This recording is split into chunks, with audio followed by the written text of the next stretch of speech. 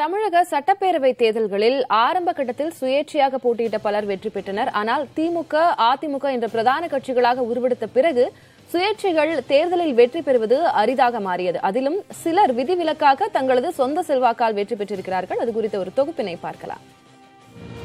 தமிழக சட்டப்பேரவை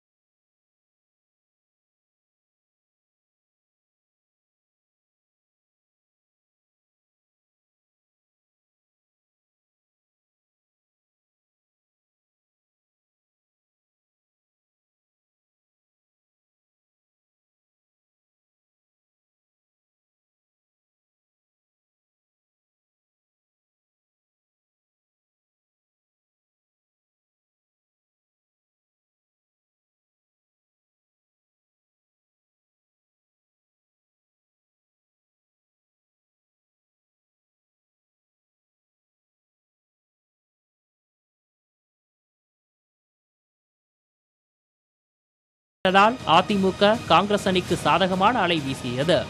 எனினும் ஸ்ரீவில்லிபுத்தூரில் சுயேட்சையாக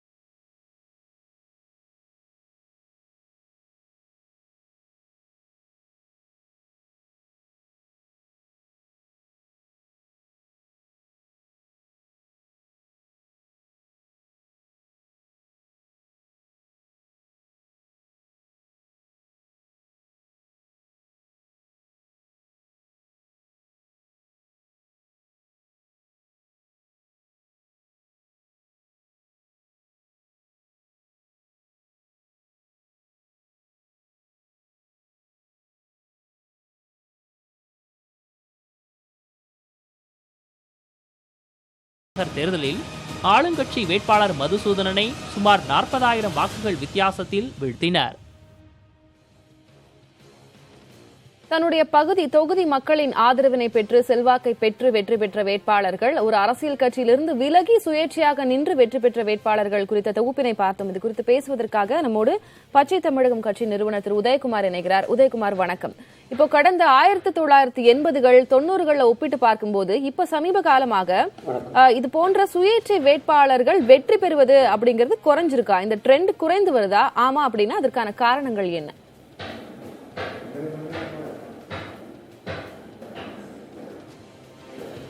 சுயேட்சை வேட்பாளர்கள் தேர்தலில் நின்று வெற்றி பெறுவதற்கான வாய்ப்புகள் மிகவும் அரிதாகி போய்விட்டன. நீங்கள் அந்த தொகுப்பில் குறிப்பிட்டது போல ஐயா செம்மலையாக இருந்தாலும் சரி, தாமரைக்கனி அவர்களாக இருந்தாலும் சரி, அல்லது அதற்கு பின்னால் ஐயா அப்பாவு போன்றவர்கள், இந்த வேட்பாளர்கள் எல்லோருமே ஏற்கனவே ஒரு அரசியல் கட்சியில் பிரதானமான இடத்தை வகித்து பிரபலமடைந்து அந்த கட்சியில் ஏற்பட்ட கருத்து வேறுபாடுகள் காரணமாக வெளியேறி அங்கே சுயேட்சையாக நின்று வெற்றி பெற்றார்கள். இந்த பெரிய கட்சிகளுடைய பின்புலம் இல்லாமல், நீண்டகால அரசியல் அனுபவம் இல்லாமல், முற்றிலும் புதிதாக ஒருவர் ஒரு தொகுதியில் நின்று போட்டியிட்டு வெற்றி பெறுவது என்பது இன்றைக்கு கிட்டத்தட்ட நடக்க முடியாத ஒரு அற்புதமாகவே இன்றைக்கு மாறி இருக்கிறது. திரு டிடிவி தினகரன் அவர்கள் 2017ஆம் ஆண்டு ஆர்கே நகர் சட்டமன்ற தொகுதியில் வெற்றி பெற்றது இதே போலத்தான். ஏற்கனவே அதிமுகவிலே அவர் நாடாளுமன்ற உறுப்பினராக இருந்திருக்கிறார். அந்த கட்சியிலே முக்கியமான தலைவர்கள் ஒருவராக இருந்தார். இந்த அரசியல் பின்புலத்தால் தான் அவரும் அந்த சுயேட்சையாக நின்று அங்கே வெற்றி பெற முடிந்தது. இப்படி எவ்வளவுதான் நீங்கள் பெரிய கொள்கைவாதியாக இருந்தாலும் சரி, ஒரு குறிப்பிட்ட தொகுதிக்கு சிறப்பான திட்டங்கள் வைத்திருந்தாலும் சரி, நீங்கள் அந்த தொகுதியிலே தேர்தலில் நின்று அனைத்து தரப்பு மக்களையும் சென்றடைந்து உங்கள் திட்டங்களை அந்த மக்களுக்கு எடுத்துரைத்து அவர்களுடைய முழு ஆதரவை பெற்று தேர்தலிலே வெற்றி பெறுவது என்பது கிட்டத்தட்ட இயலாத ஒரு காரியம். காரணம், மிக முக்கியமான ஒன்று பணம். இன்றைக்கு தேர்தல் பணமயமாக்கப்பட்டிருக்கிறது. சாதாரணமான பணம் அல்ல, பல கோடி, நூற்றுக்கணக்கான கோடிக்கணக்கான பணம் புரள்கிறது. அவ்வளவு பணம் இருந்தால்தான் நீங்கள் இன்றைக்கு உங்களுடைய திட்டங்களை, கருத்துக்களை அனைத்து தொகுதி மக்களுக்கும் எடுத்து செல்ல முடியும் என்பது ஒரு முக்கியமான விஷயம். இன்னொன்று, இன்றைக்கு எல்லாமே நிறுவனமயமாக்கப்பட்டிருக்கிறது. அரசியல் கட்சிகளை எடுத்துக்கொண்டாலும் கூட புதிதாக வருகிற அரசியல் கட்சிகள் ஏற்கனவே காலூன்றி நிற்கிற, வேரூன்றி நிற்கிற பெரிய அரசியல் கட்சிகளோடு போட்டி போட முடியாத நிலை. தமிழகத்தை எடுத்துக்கொண்டால் ஒரு சில கட்சிகள், 1-2 தேசிய கட்சிகள், 1-2 மாநில கட்சிகள் மிக வலுவாக இருக்கிறார்கள். அவர்களோடு போட்டி போடும் அளவுக்கு இங்கே கட்டமைப்புகளோ அல்லது ஆளுமைகளோ நிறுவனங்களோ இல்லாத சிறிய கட்சிகள் ஒரு வேட்பாளரை நிறுத்தி வெற்றி காண்பது என்பது முடியாது. இப்படி நிறுவனமயமாக்கப்பட்டிருக்கக்கூடிய சூழலில், இன்ஸ்டிடியூஷனலைஸ்ட் என்று ஆங்கிலத்தில் சொல்வது போல, இது கிட்டத்தட்ட நிறுவப்பட்டு ஒரு சில குடும்பங்களின் கைகளில் இந்த அதிகாரம் குவிந்து கிடக்கக்கூடிய நிலையில் ஒரு சிறிய கட்சியோ அல்லது ஒரு புதிதாக வருகிற ஒரு கட்சியோ இவர்களோடு சமமாக போட்டி போட முடியவில்லை. ஒரு சுயேட்சை வேட்பாளர் என்னதான் கல்வி கற்றவராக இருந்தாலும் சரி, என்னதான் அரசியல் தெளிவு பெற்றவராக இருந்தாலும் சரி, தன்னுடைய கருத்தை எடுத்து சொல்லி இவர்களுக்கு இணையாக நின்று போட்டி போட முடியாத ஒரு சூழல் இருக்கிறது. இதில் இன்னும் பல பிரச்சனைகள். நம்முடைய குடிமை சமூகமும் இம்மாதிரியான ஒரு ஏற்பாட்டுக்கு பழக்கப்பட்டிருக்கிறது. எடுத்துக்காட்டாக, எங்களுடைய தாத்தா காலத்திலேயே நாங்கள் இந்த சின்னத்திற்குத்தான் வாக்களித்தோம், எனவே நாங்கள் முழுக்க எங்கள் குடும்பத்தில் அத்தனை பேருமே இந்த சின்னத்துக்குத்தான் வாக்களிப்போம், இந்த கட்சிக்குத்தான் வாக்களிப்போம் என்கிற ஒரு பத்தாம்பசிலித்தனமான நிலைப்பாடு. இன்னும் சிலர், இவர் ஒருவருக்கு வாக்களித்து இவர் என்ன சாதித்து விட போகிறார், இவர் சுயேட்சையாக நின்று வெற்றி பெற்று இவர் சட்டமன்றத்திற்கு சென்று எதையுமே சாதிக்க முடியாது, எனவே வெற்றி பெறுகிற கட்சிக்கே வாக்களிப்போம். இப்போ பரம்பரையாக நாங்கள் இந்த கட்சிக்கு தான் வாக்களிப்போம், இந்த சின்னத்திற்கு தான் வாக்களிப்போம் அப்படின்னு சொல்றவங்களும் இருக்காங்க. இப்ப அது நிறைய மாறிக்கொண்டு வருகிறது. இப்ப குடும்பத்துல அம்மா அப்பா ஒரு கட்சிக்கு வாக்களித்தாலும் இப்ப வர அடுத்த இளைய தலைமுறையினர் அதுல இருந்து மாறுகிறார்கள், சிந்தனையில் மாறுகிறார்கள். அது ஒரு புறம் இருக்க, இப்போ மக்கள் நினைப்பதும் நியாயம் தானே. இப்போ சுயேட்சையாக இருக்கிற ஒருத்தர் அவருடைய சட்டமன்ற உறுப்பினராக வந்து விட்டார்னாலும் அந்த நிதியில இருந்து அவரால் என்ன செய்ய முடியும் தொகுதிக்கு? இதே ஒரு கட்சியில் இருக்கும்போது அதற்கான சாதகங்கள் அதிகம், ஏதேனும் நல்லது செய்வார் நம்ம தொகுதிக்கு அப்படின்ற நம்பிக்கை அங்கதானே வருது மக்கள் கிட்ட.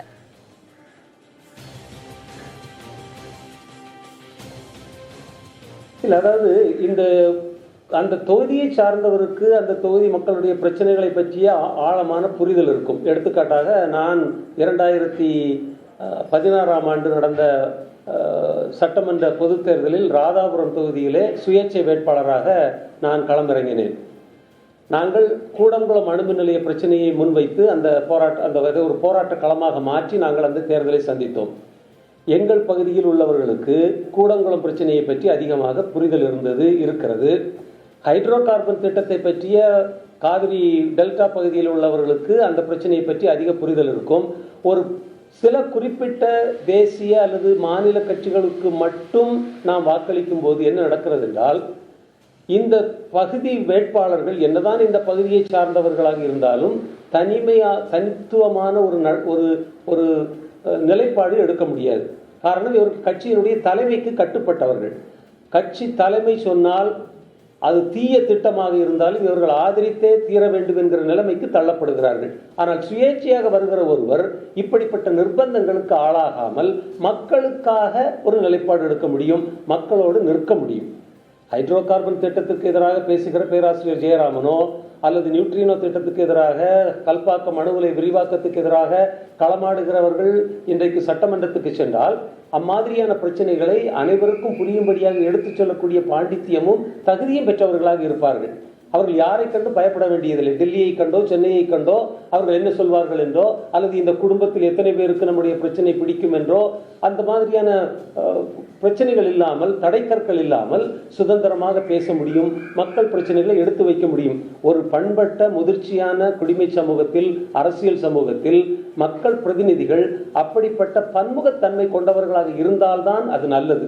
இல்லை என்றால் 2 கட்சிகள், அந்த கட்சியினுடைய தலைவர்கள், அந்த தலைவர்களுடைய குடும்பங்கள் முக்கியமான முடிவுகள் எடுக்கிறார்கள். ஆகவேதான் மக்களுடைய குரல்கள் சட்டமன்றத்தில் பிரதிபலிப்பதில்லை. தலைவருக்கு ஏற்ற மாதிரி பேசுவது, தலைவர் குடும்பத்தினரை சந்தோஷப்படுத்துவதற்காக பேசுவது, நிலைப்பாடு எடுப்பது, ஆக மக்கள் போராடி கொண்டிருக்கிறார்கள். இப்ப மக்கள் இதனை பார்க்க மறுக்கிறார்கள் அப்படின்னு நம்ம உங்களுடைய கருத்தின் மூலமாக புரிஞ்சுக்கலாமா? ஒரு கட்சி சார்பாக வருபவர்களுக்கு இது போன்ற கட்டுப்பாடுகள் எல்லாம் இருக்கும், தலைமை கேட்டுதான் அவர்கள் செயல்படுவார்கள், ஆனா சுயேட்சையாக இருக்கும்போது நமக்காக போராடுவார் அப்படின்றத மக்கள் பார்க்க மறுக்கிறார்களா?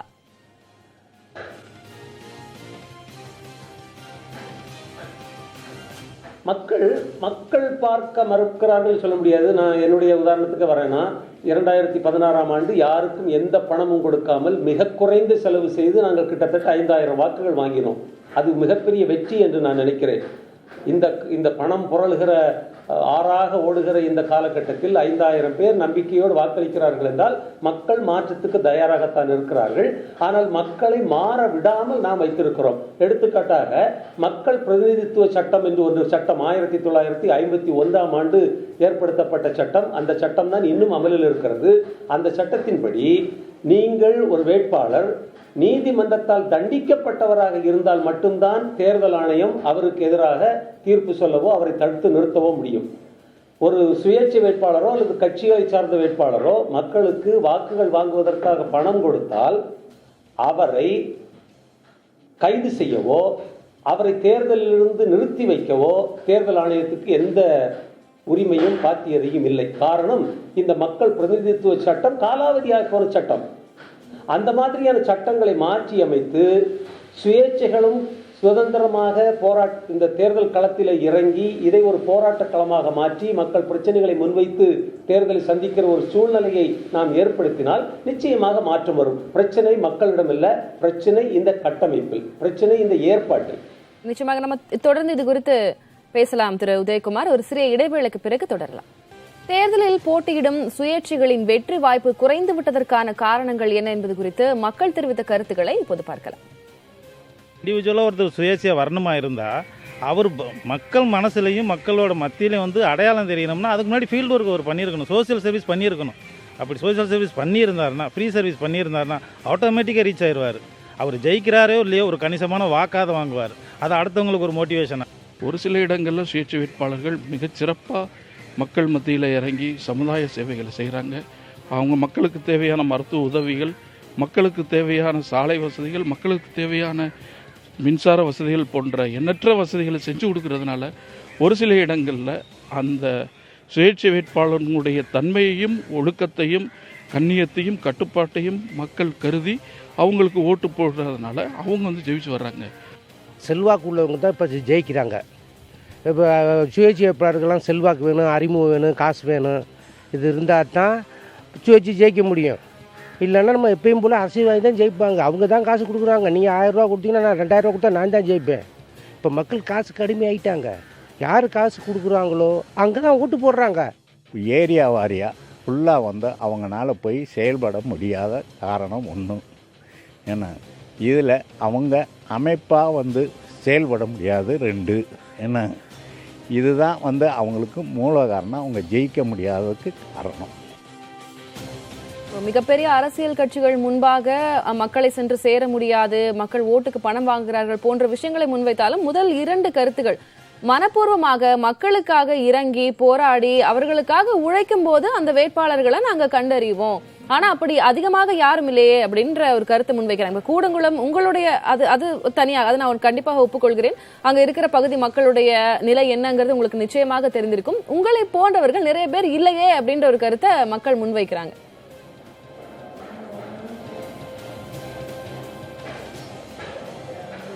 ஆமாம், அதற்கு காரணம் மக்கள் அவங்களை ஊக்குவிக்கணும். இந்த மாதிரி இப்போ ஒரு தோழர் சொன்ன மாதிரி மக்கள் சேவை செய்கிறவங்களை மக்கள் இனம் கண்டு அவர்களை ஆதரிப்பார்கள். ஆனால் அண்மை காலத்தில் அப்படி ஆதரித்தவர்கள் எத்தனை பேர் வெற்றி பெற்றிருக்காங்க பாருங்கள். நீங்கள் சொன்ன மாதிரி ஐயா செம்மலையிலிருந்து திரு தாமரைக்கனி, ஐயா அப்பாவு, தளி ராமச்சந்திரன், டிடிவி தினகரன் எல்லாருமே அரசியல் கட்சிகளை சேர்ந்தவங்க. மக்கள் மத்தியில் சேவை செய்கிறவங்க நிறைய பேர் இருக்கிறாங்க. இன்னும் தொடர்ந்து எந்த விதமான பிரதிபலனை எதிர்பார்க்காமல் இன்றைக்கு தமிழ்நாடு முழுக்க பல்வேறு பிரச்சனைகளை கையில் எடுத்து மக்களுக்காக உழைக்கக்கூடியவர்கள் ஏராளமான பேர் இருக்கிறார்கள்.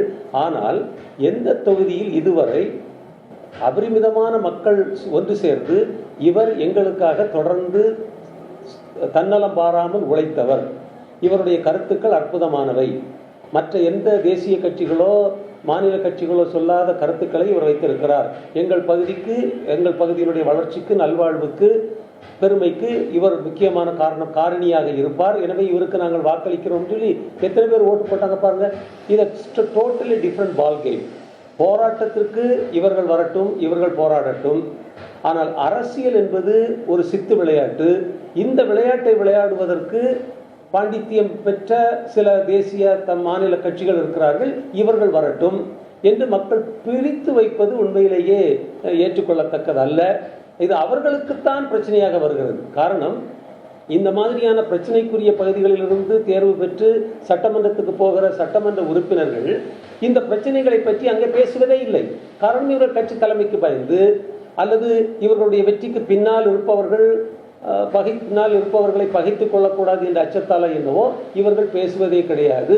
ஆக மக்களுக்காக போராடுவதற்கு ஒரு கூட்டமும் மக்களை பிரதிநிதித்துவப்படுத்துவதற்கு இன்னொரு கூட்டமுமாக இருப்பது சரியானதல்ல. அது மக்களுக்கு கெடுதியாக இருக்கிறது.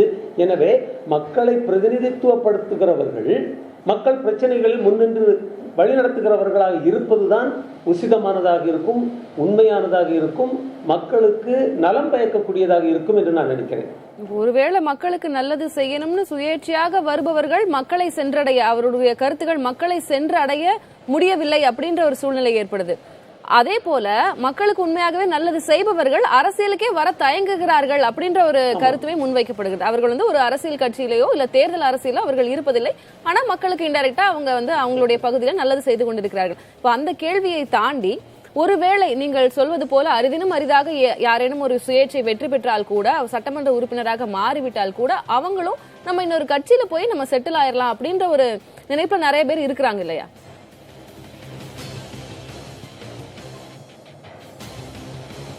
ஆமாம், காரணம் இன்றைக்கு அரசியல் ஒரு மக்கள் சேவைக்காக அன்றி ஒரு தொழிலாக மாறிவிட்டது. இன்றைக்கு அரசியலுக்கு வர்றவங்க எதுக்காக வர்றாங்கன்னு நினைக்கிறீங்க? பெரும்பாலானவர்கள், எல்லாரையும் சொல்ல முடியாது, பெரும்பாலானவர்கள் அரசியலுக்கு வருவது பதவி பெறுவதற்கும், அந்த பதவியை வைத்து பண லாபம் ஈட்டுவதற்கும், அதிகாரத்தை பெறுவதற்கும், தன்னை ஒரு ஆளுமையாக சமூகத்தில் நிறுவுவதற்கும் தானே ஒழிய மக்களுக்காக சேவை செய்வதற்காக வருகிறவர்கள் மிக மிக குறைவு. பெருந்தலைவர் காமராஜர் போன்ற, அறிஞர் அண்ணா போன்ற, ஐயா கக்கன் போன்ற, தோழர் ஜீவா போன்ற தலைவர்கள் இன்றைக்கு நமக்கு கிடைக்காததற்கு காரணம் அரசியல் இன்றைக்கு தொழில்மயமாக்கப்பட்டிருக்கிறது, பணமயமாக்கப்பட்டிருக்கிறது. இங்கே வருகிறவர்கள் எல்லோருமே எங்கே யாரை பிடித்து எப்படி மேலே ஏறுவது, எந்த பதவியை பிடிப்பது, அதை வைத்து எவ்வளவு சொத்து சம்பாதிப்பது, தமிழ்நாடு முழுக்க சொத்து எப்படி வாங்க முடியும், எனக்கு பிறகு என் பிள்ளையை இந்த அரசியல் தொழிலுக்கு கொண்டு வந்து அவனையும் அல்லது அவளையும் இந்த தொழிலை தொடர்ந்து நடத்த வைப்பது எப்படி, இப்படிப்பட்ட தன்னலவாத அரசியல், முழுக்க முழுக்க தன்னலவாத அரசியலாக இன்றைக்கு மாறி கிடக்கிறது. இங்கேதான் நாம் இந்த பெருந்தலைவர்களை சிந்திக்க வேண்டியிருக்கிறது.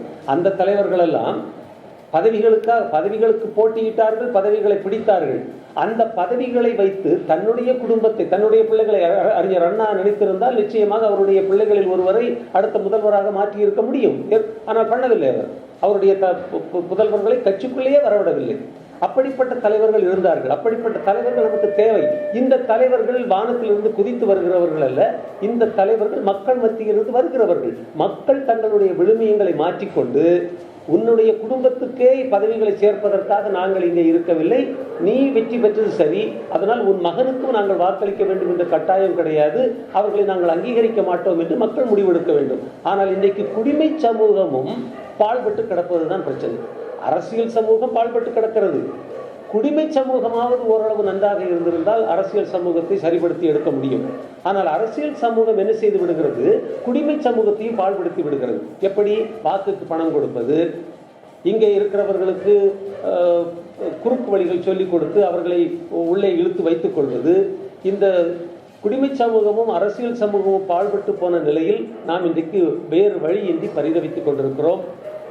அரசியல் சமூகத்துக்கு நீங்க சொன்னது போல நிறைய பேர் அரசியலுக்கு வர தயங்குவதற்கு காரணம், நாங்கள் கூட அரசியலுக்கு வர வேண்டும் என்றோ ஒரு சட்டமன்ற நாடாளுமன்ற உறுப்பினராக வேண்டும் என்றோ நாங்கள் இந்த போராட்ட களத்துக்கு வரவில்லை. ஆனால் போராட்டத்தை ஒரு குறிப்பிட்ட காலத்துக்கு பிறகு எடுத்துச் செல்வதற்கு இம்மாதிரியான மக்கள் மன்றம் மிகப்பெரிய பயனளிக்கிறது. நாங்கள் போராட்டம் நடத்தி கொண்டிருக்கும் போது ஆதரவு கட்சி தலைவர்களை சந்தித்துத்தான் இந்த பிரச்சனைகளை சட்டமன்றத்திலும் நாடாளுமன்றத்திலும் எழுப்ப முடிந்தது. நீங்களே ஒரு சட்டமன்ற உறுப்பினராகி அந்த மன்றத்துக்குள் சென்றால் இந்த பிரச்சனையை நீங்கள் இன்னும் வலுவாக எடுத்து வைக்க முடியும், மக்களுக்காக போராட முடியும், சட்டமன்றத்தை ஒரு போராட்ட களமாக மாற்றி மக்களுக்கு நியாயம் வாங்கி கொடுக்க முடியும் என்ற முயற்சிகளை தான் சிலர் அரசியலுக்கு போகிறோம். நிச்சயமாக அந்த நோக்கங்கள் உண்மையாக இருக்கும் பட்சத்தில் நிச்சயமாக வெற்றி அடையும். நிறைய விஷயங்களை நீங்க முன்வைத்திருக்கிறீர்கள். சிஸ்டமேட்டிக்காகவே இது சரியில்லை, சரிப்படுத்தணும், பிரதிநிதித்துவமே இங்க பங்கிடப்படுகிறது, மக்களும் இதனை பார்க்க வேண்டும் அப்படின்னு நிறைய விஷயங்களை முன்வைத்திருக்கிறீங்க.